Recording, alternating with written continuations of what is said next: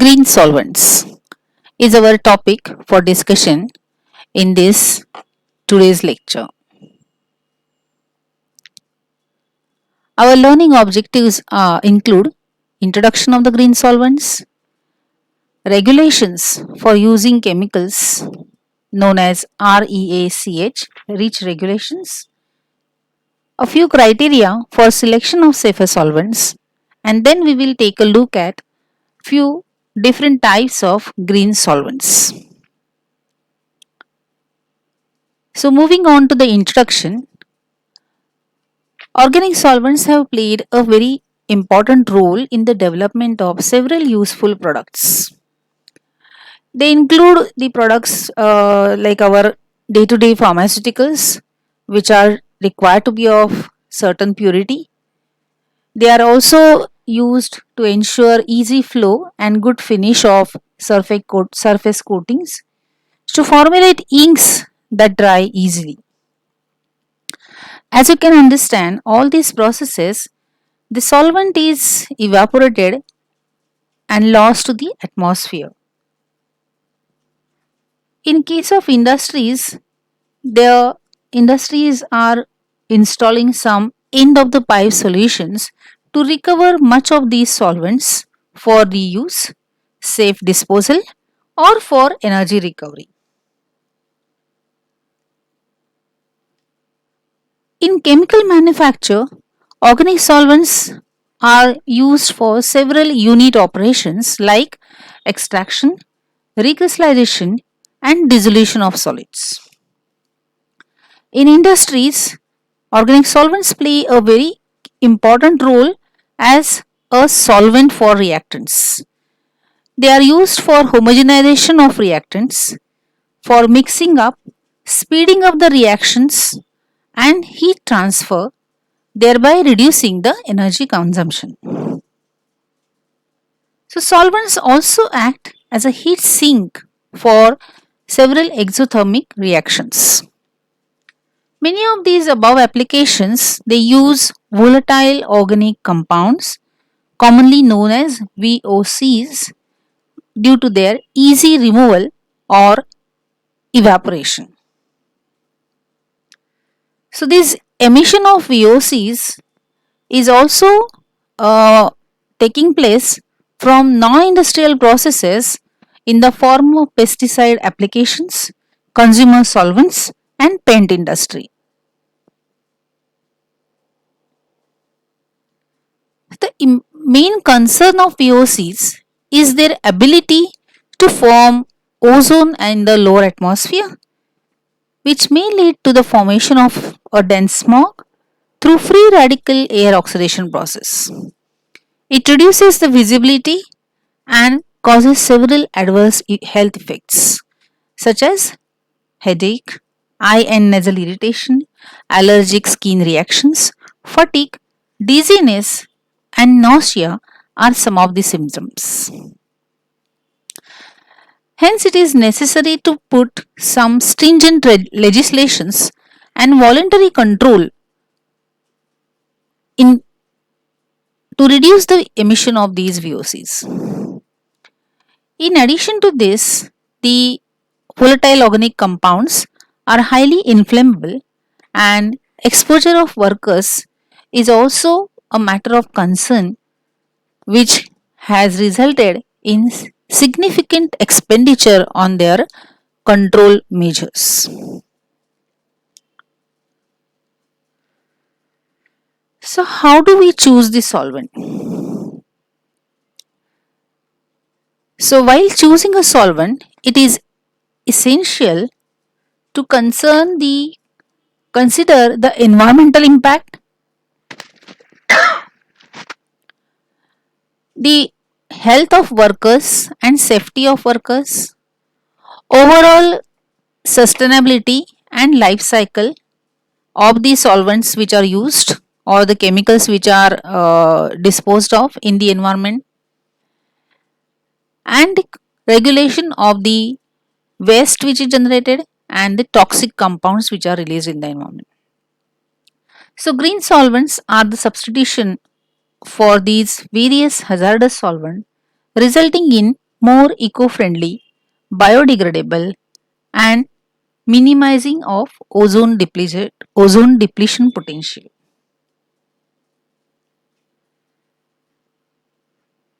So, in view of this, I would like to introduce you a REACH regulation. REACH is an acronym which stands for Registration, Evaluation, Authorization, and Restriction of Chemicals. The REACH regulation protects human health and environment from the harmful effects of certain substances in products made and sold in the European Union. It also applies to it not only applies to all chemical substances but also to those substances which are used in industrial processes and in our day-to-day lives. It may be containing in our cleaning products, paints, or clothes, furniture, and electrical appliances.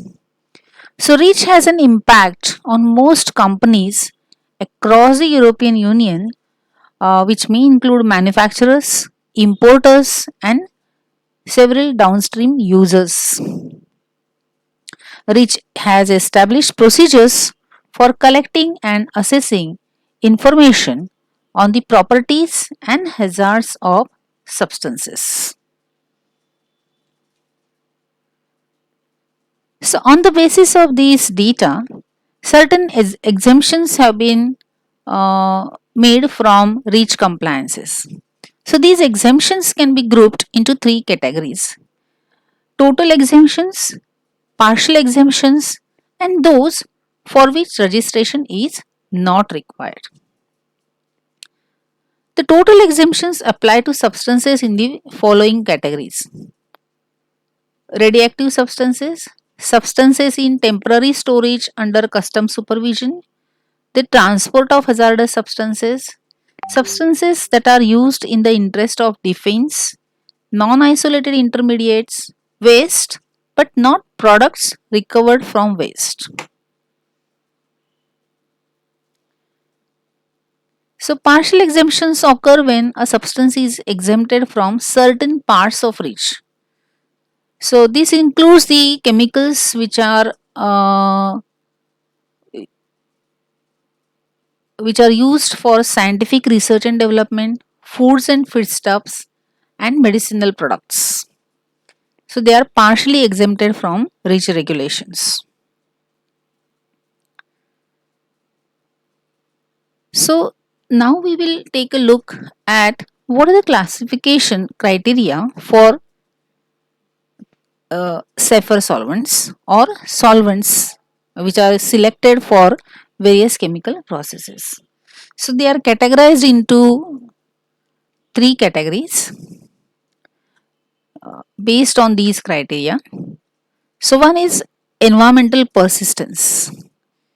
Second criteria is whether a given solvent is toxic or carcinogenicity of that solvent. Third is the photochemical or ozone generation potential. Fourth, the chronic effects data for each of these chemicals. Fifth is to decide whether the hazardous waste containing these chemicals can be recycled by distillation or incineration.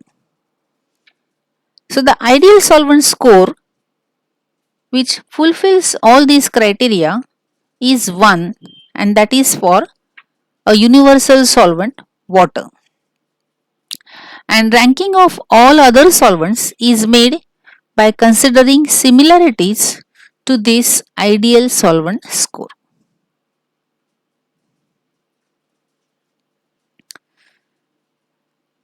The categories of solvents which are used are very important to ensure the safety and environmental requirements needed for use on a large industrial scale.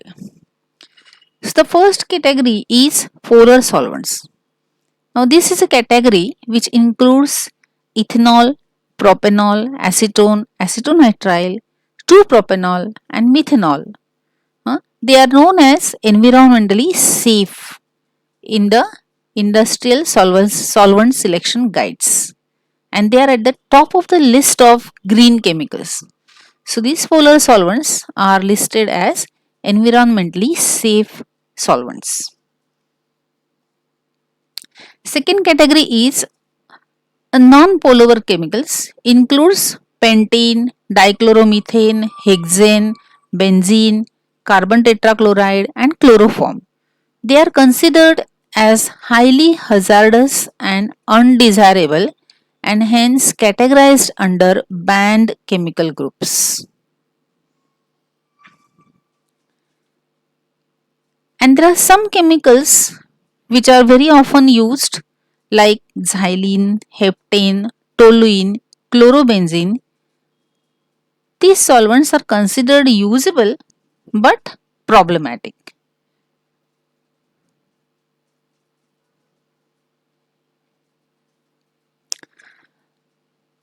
So these are the three criteria categories for selection of solvent.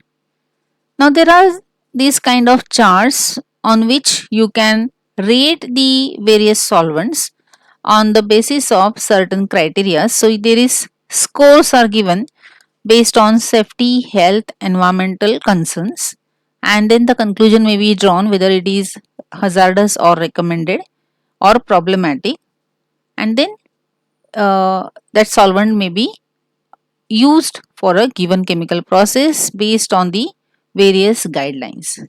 So, for example, the solvent is considered as hazardous. Say DMF is a hazardous solvent because its rating is 3 on safety, so it is not safe. Okay, it's not at all good for health. 9 category rating is 9. For environment also, it is having it is toxic and it is not degradable, so it is hazardous. Okay, and therefore it is not recommended. Okay, whereas acetonitrile, it is 4 rating is 4 for safety, 3 health hazards are less, environmental hazards are less. So only we have to take care for safety and hence it is a recommended solvent. So it is categorized as problematic solvent. So this is how these solvents are selected based on these guidelines.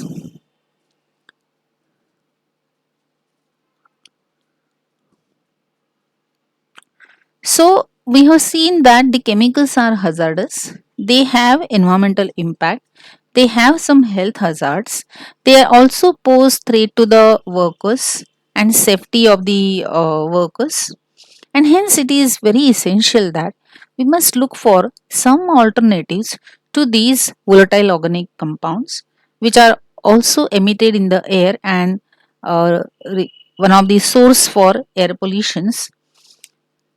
So, what are the alternatives? So, we will be discussing these alternatives to these various VOCs, which may include use of processes which are solvent free, or we may think of benign non volatile organic solvents.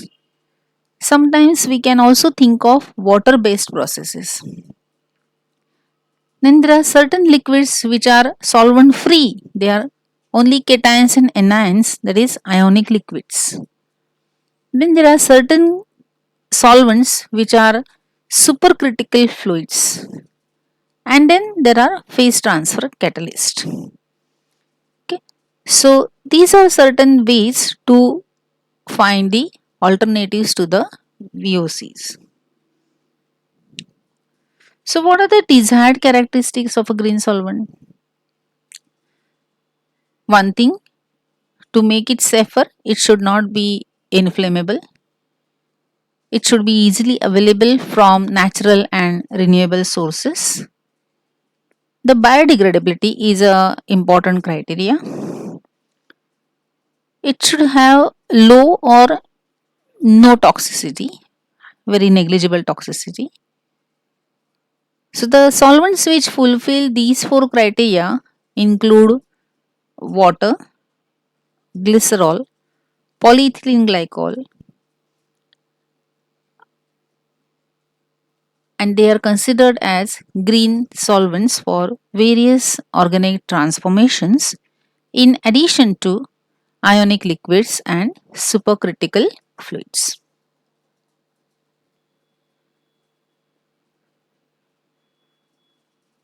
So let's begin with a very important category and latest technology of supercritical fluids. So these supercritical fluids, they possess properties of gases and liquids, and hence they are promisingly environmentally benign solvents. So the carbon dioxide, which is responsible for global warming, if it is used as a solvent, is one of the best solvent because it is found to be energy conserving, it's highly selective, it reduces waste as by reducing the use of organic solvent. Sometimes the reactions which are difficult to achieve using conventional solvents can be easily conducted using these supercritical solvents like carbon dioxide in its supercritical stage. So, as you can see here in the diagram, supercritical is nothing but it is above its critical point. The above this temperature, say for example, it is 31.1 degrees Celsius for carbon dioxide, which is just an ambient temperature. Beyond 31.1 degrees Celsius, it is existing in the it can be easily liquefied here just below 31.1 degrees Celsius, and above this it will exist in the gaseous state. So therefore the uh, liquid CO2 is used for solvent extraction purpose, and as soon as it reaches 31.1 degrees Celsius the CO2 can be evaporated off, and it is almost good solvent, less pollution, and hence it is one of the important technology nowadays for replacing the toxic solvents.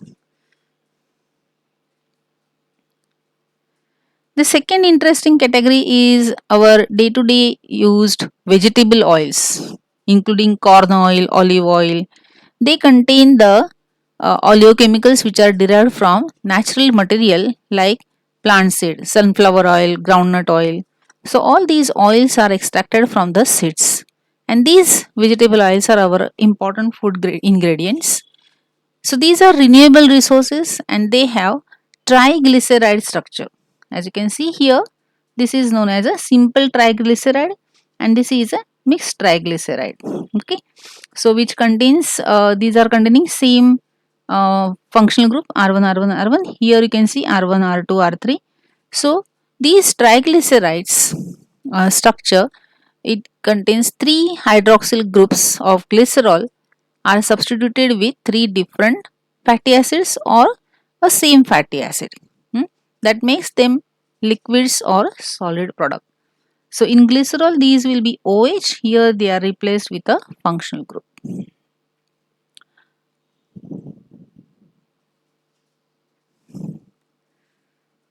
So they are used for preparing biopolymers. Sometimes acylation and cyclization reactions have also been run in this vegetable oil. So this is one of the alternative for the organic solvents. Next is third one is ethyl lactate.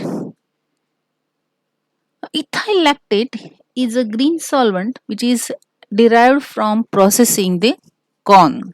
So corn is known as it's produced in large amounts and can be utilized to generate these biofuels or solvents or energy, biomass energy, the crop residues. So one of the byproduct of these corn production is or corn crop residue is the production of ethyl lactate.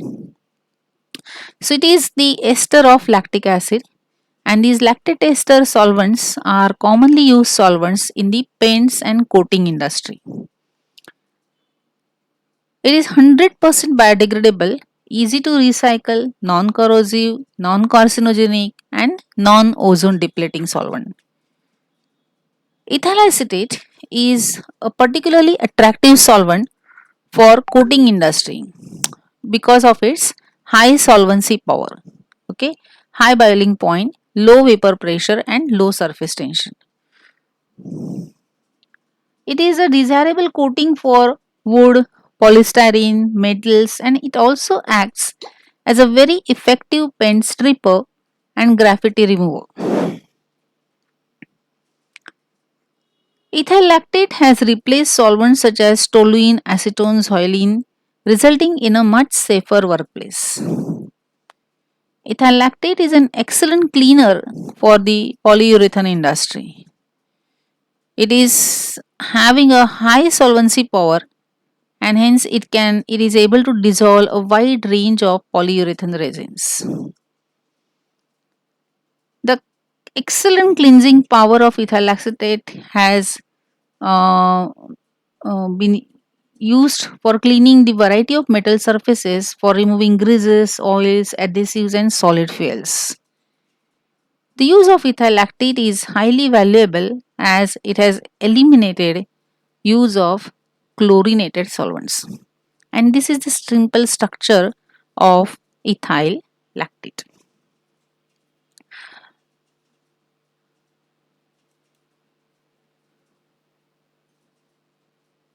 Another interesting category of green solvent is glycerol. Now, glycerol is a simple aliphatic compound derived from natural polyols containing three hydroxyl groups. Okay, and it is very useful in the pharmaceutical and food industry. It is derived from nature, that is plant materials, and hence it is having very low cost, and hence it's one of the good green solvent. But there are few drawbacks. One is it is viscosity of a glycerol. For making it fluid, it has to be mixed with another co-solvent. So glycerol is much less viscous up to 60 degrees Celsius, and the reactions can be conducted at temperatures higher than 60 degrees Celsius. So glycerol may join the reaction as a reagent. So it may, because of these reactive OH groups, it may uh, these sites become acidic, and hence it can enter as one of the reactant in the given reaction. So that is the one of the drawback. And glycerol has enough length and donor atoms there are, which it can obtain complexes with metal catalyst, resulting in unwanted side products. So these are the three drawbacks of these solvent.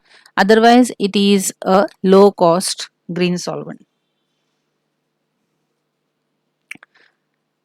Then comes our universal solvent, water. So water is not considered as a chemical, but it has such a wonderful physical and chemical properties that it is one of the best solvent and has several advantages over conventional organic solvents. Its important physical properties, unique physical properties include extensive hydrogen bonding, high heat capacity, large dielectric constant, and a large temperature window 0 to 100 degrees Celsius. Further, it can be selected as a green solvent because of its low cost, it's available in abundance, readily available, non toxic, non polluting, non flammable. But it is not used as a commonly utilized solvent because most of the organic compounds they are insoluble in water.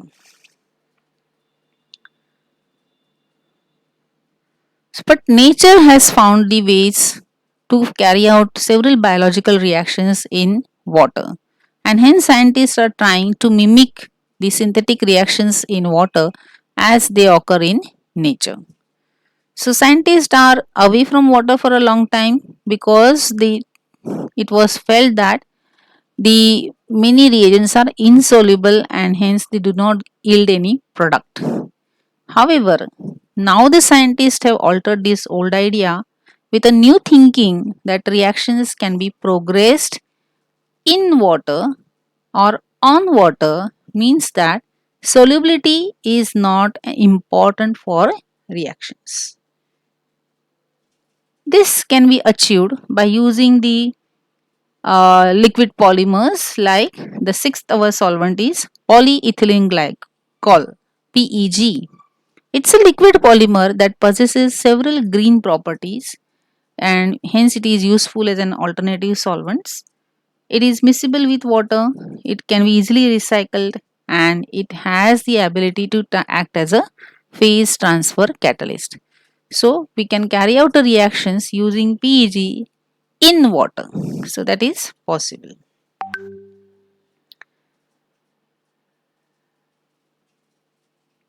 Now this is a totally different category of solvents, which is solvent free, in fact, ionic liquids. So ionic liquids are nothing but organic salts which are liquid at ambient temperature. They have melting points below the ambient temperatures. They contain mainly cations. You can see this cation, imidazolinum, and anions. No water. There is no solvent, not even water. So they are non-volatile, non-inflammable, thermally and chemically stable, and hence they are the better alternatives for the conventional organic solvents. Due to their high polarity, they can be used in many chemical and biochemical reactions. They show less solubility in water and are generally immiscible with many organic solvents such as hexane. They are much more viscous than other organic solvents due to the hydrogen bonds and van der Waals interactions. So we have seen uh, 6 different types of solvents as an alternative for the hazardous chemicals or unsafe solvents which are normally used in the chemical industry. I hope this presentation would be a good start for starting a safer chemistry using safer solvents. Thank you very much.